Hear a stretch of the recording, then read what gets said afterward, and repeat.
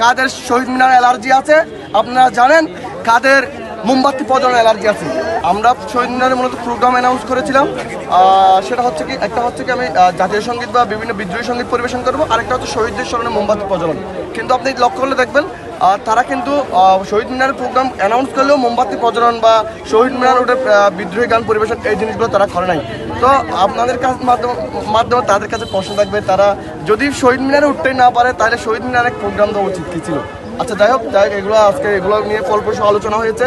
আমরা সুন্দর কক্সবাজার গঠনের লক্ষ্যে আমরা 5 তারিখে তাদেরকে, আপনাদের বিভিন্ন ক্লিপ থাকবে, তাদেরকে আমরা আহ্বান জানিয়েছি আমাদের সাথে এক মঞ্চে কাজ করার জন্য। এবং আমি ব্যক্তিগতভাবে তাদেরকে নিজেই নাম ধরে বলেছি, তাদের যারা দায়িত্বশীল ছিলেন তাদেরকে নাম ধরে বলেছি, আপনারা মঞ্চে আসুন, আমরা আপনাদেরকে নিয়ে আজকে প্রোগ্রামটা সফল করতে চাই। তো তারা প্রোগ্রাম আমরা ঘোষণার পর তারা আমাদের সাথে এক হয় নাই। তো আজকে এই বিষয়গুলো নিয়ে ফলপ্রসূ আলোচনা হয়েছে। আমরা তাদের সাথে আবারও বলতেছি, আমরা বৈষম্যবিধি ছাত্র আন্দোলন আমাদের কাছে একটি আবেগের জায়গা হয়ে দাঁড়িয়েছে। আমরা তাদের সাথে বসতে চাই, তারা যেখানে বলুক, যে টাইমে বলুক, যে অবস্থানে বলুক, আমরা যারা আছি আমরা তাদের সাথে বসতে প্রস্তুত। তারা সুন্দর কক্সবাজার গঠনের লক্ষ্যে আমরা সবাইকে সম্মিলিতভাবে সবার সাথে কাজ করতে চাই। সবাই সেন্ট্রাল ঘোষিত প্রোগ্রাম কিন্তু শুধু র্যালিতে সীমাবদ্ধ ছিল না, সেন্ট্রাল ঘোষিত প্রোগ্রাম কিন্তু শুধুমাত্র সমাবেশে সীমাবদ্ধ ছিল না।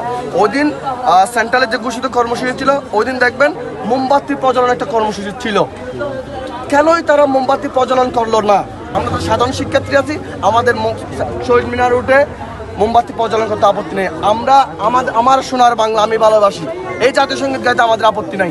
আমরা যারা সাধারণ শিক্ষার্থী, আমরা জুতা খুলে শহীদ মিনার উঠতে পছন্দ করি। আপনারা জানেন কাদের শহীদ মিনার অ্যালার্জি আছে, আপনারা জানেন কাদের মোমবাতি প্রজ্বলন অ্যালার্জি আছে।